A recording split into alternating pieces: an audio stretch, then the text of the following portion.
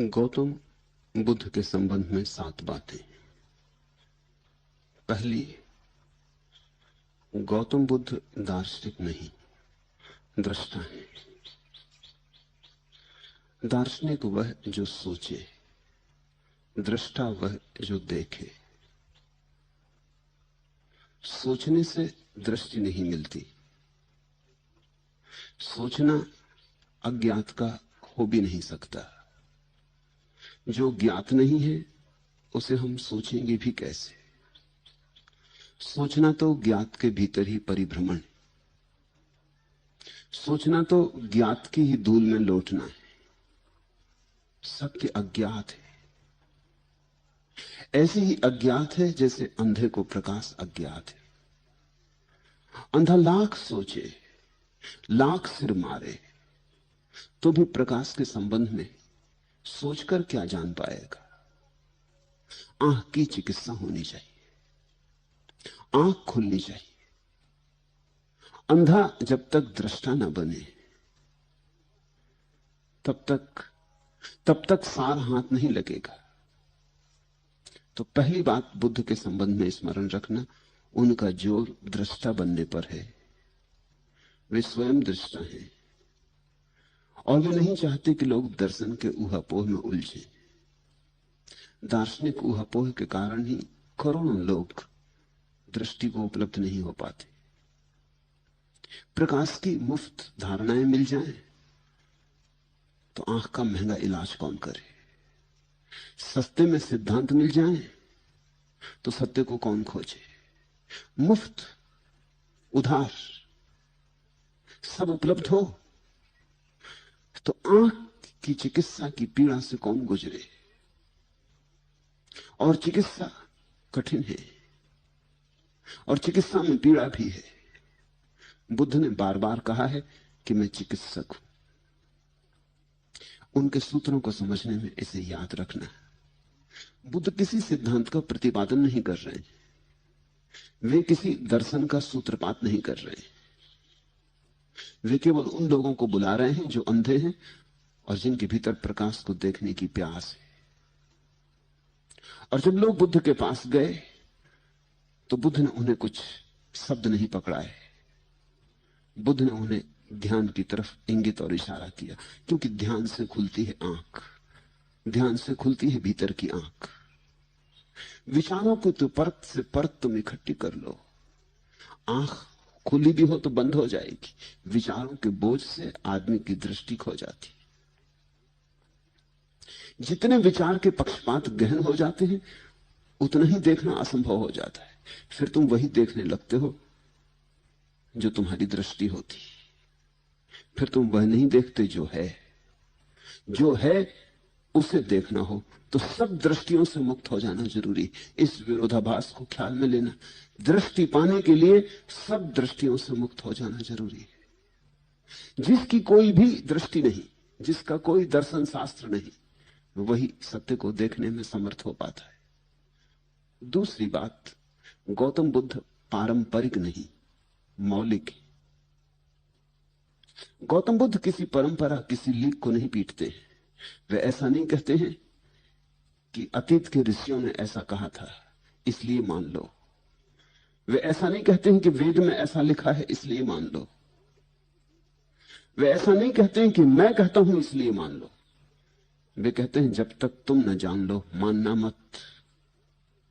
उदार श्रद्धा दो कौड़ी की है। विश्वास मत करना, खोजना, अपने जीवन को खोज में लगाना। मानने में जरा भी शक्ति वह मत करना,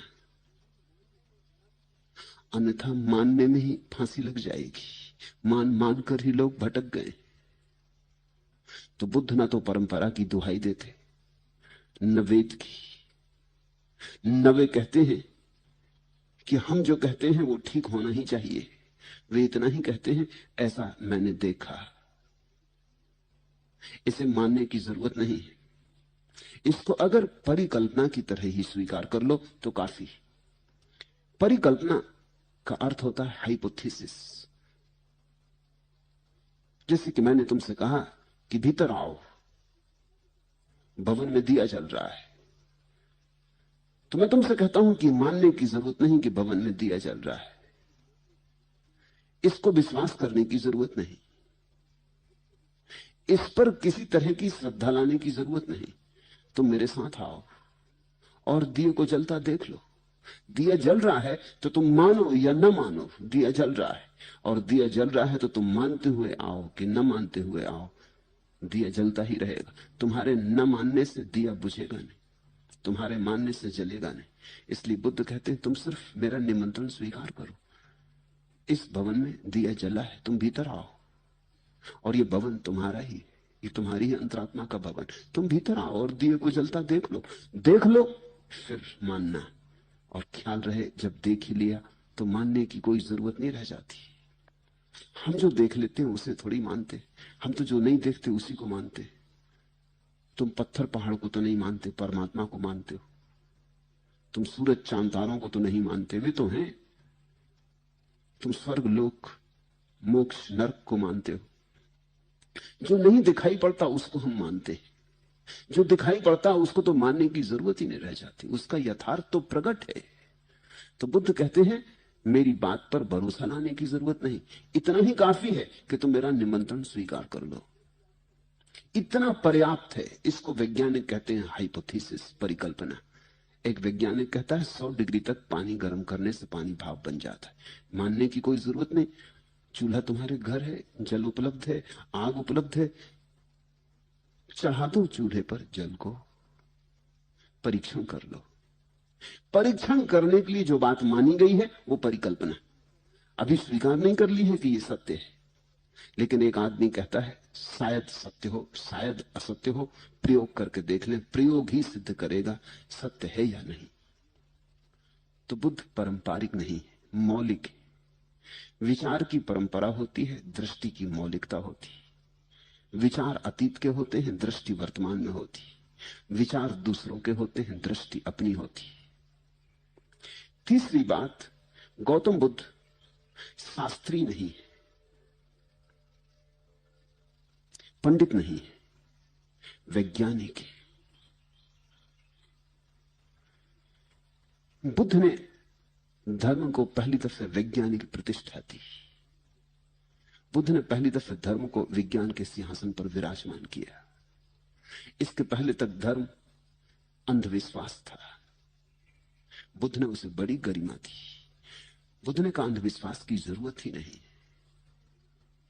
धर्म तो जीवन का परम सत्य है। एस धम्मो सनातनो, यह धर्म तो शाश्वत और सनातन है। तुम जब आंख खोलोगे तब इसे देख लोगे।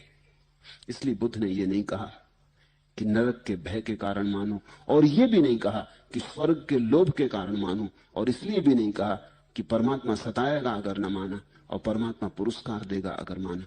नहीं, ये सब व्यर्थ की बातें बुद्ध ने नहीं कही। बुद्ध ने तो सार सूत्र कहा। बुद्ध ने तो कहा यह धर्म तुम्हारा स्वभाव है, ये तुम्हारे भीतर बह रहा है, अहिर्निश बह रहा है। इसे खोजने के लिए आकाश में आंखें उठाने की जरूरत नहीं है, इसे खोजने के लिए भीतर जरा सी तलाश करने की जरूरत है। ये तुम हो, ये तुम्हारी नियति है, तुम्हारा स्वभाव है।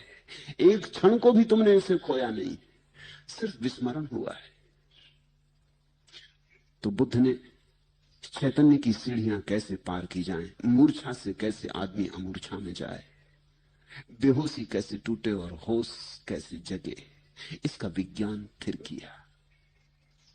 और जो उनके साथ भीतर गए उन्हें निरपवाद रूप से मान लेना पड़ा कि बुद्ध जो कहते हैं ठीक कहते हैं। यह अपूर्व क्रांति थी, ऐसा पहले कभी नहीं हुआ था।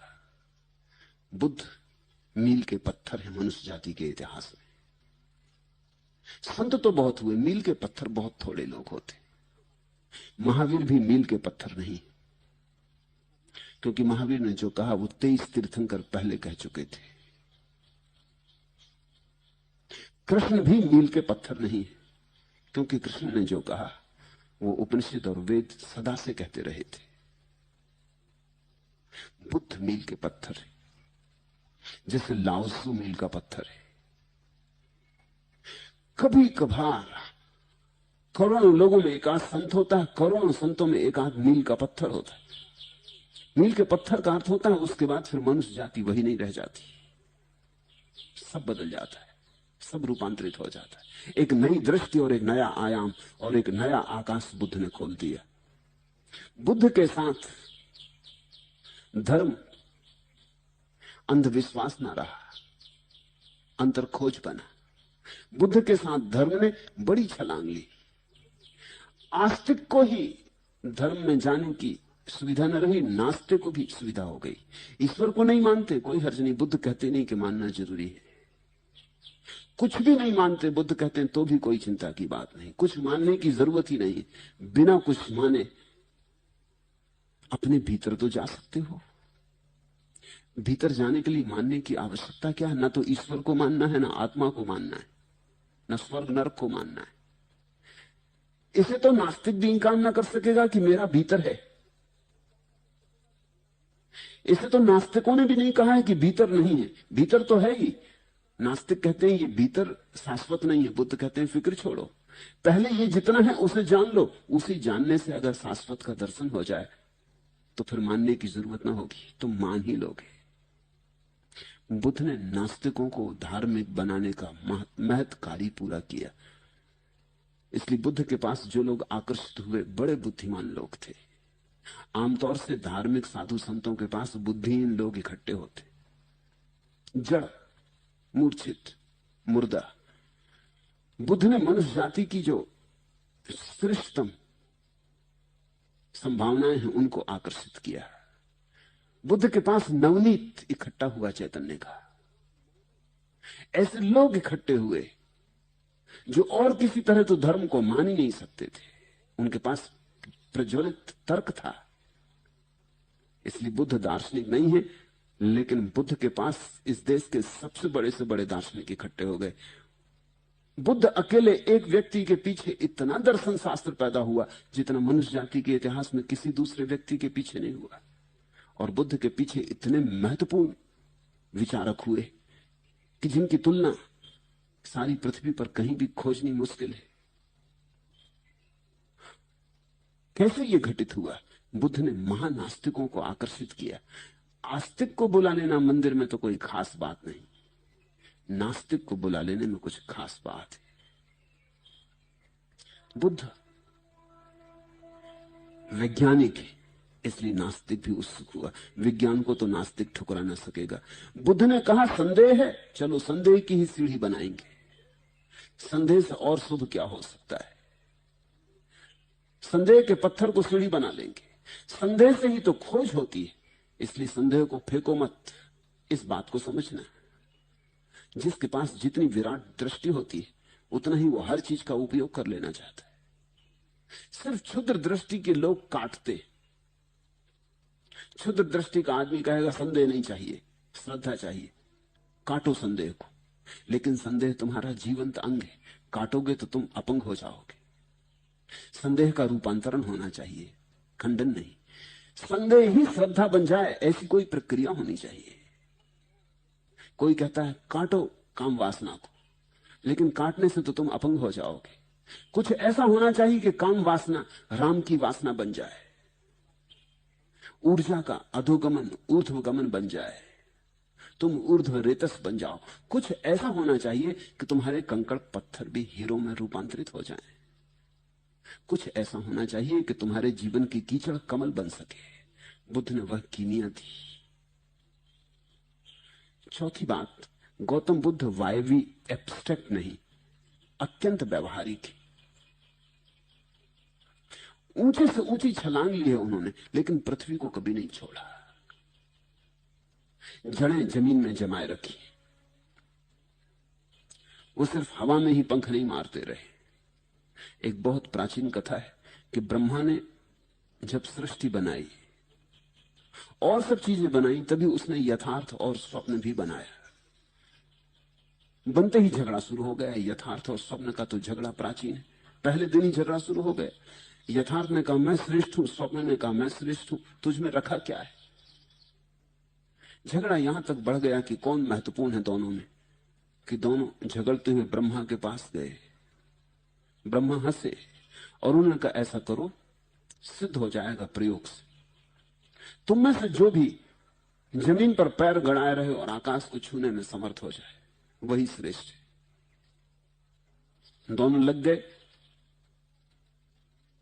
स्वप्न ने तो तत्क्षण आकाश छू लिया, देर न लगी, लेकिन पैर उसके जमीन तक न पहुंच सके, टंग गया आकाश। हाथ तो लग गए आकाश से, लेकिन पैर जमीन से न लगे। स्वप्न के पैर होते ही नहीं। यथार्थ जमीन में पैर गड़ा के खड़ा हो गया, जैसे कि कोई वृक्ष हो, लेकिन ठूंठ की तरह आकाश तक उसके हाथ न पहुंचे। ब्रह्मा ने कहा, समझे कुछ? स्वप्न अकेला आकाश में अटक जाता है, यथार्थ अकेला जमीन पर भटक जाता है। कुछ ऐसा चाहिए कि स्वप्न और यथार्थ का मेल हो जाए। तो बुद्ध वायवी नहीं, लेकिन इसका यह अर्थ नहीं कि उन्होंने आकाश नहीं छुआ। उन्होंने आकाश छुआ, लेकिन यथार्थ के आधार पर छुआ। इस फर्क को समझना। बुद्ध ने अपने पैर तो जमीन पर रोके, बुद्ध ने यथार्थ को तो जरा भी नहीं भुलाया। यथार्थ में बुनियाद रखी, भवन उठा, मंदिर ऊंचा उठा, मंदिर पर स्वर्ण कलश चढ़े, लेकिन मंदिर के स्वर्ण कलश टिकते तो जमीन में छिपे हुए पत्थरों पर, भूमि के भीतर छिपे हुए बुनियाद के पत्थरों पर टिकते। बुद्ध ने एक मंदिर बनाया जिसमें बुनियाद भी है और शिखर भी।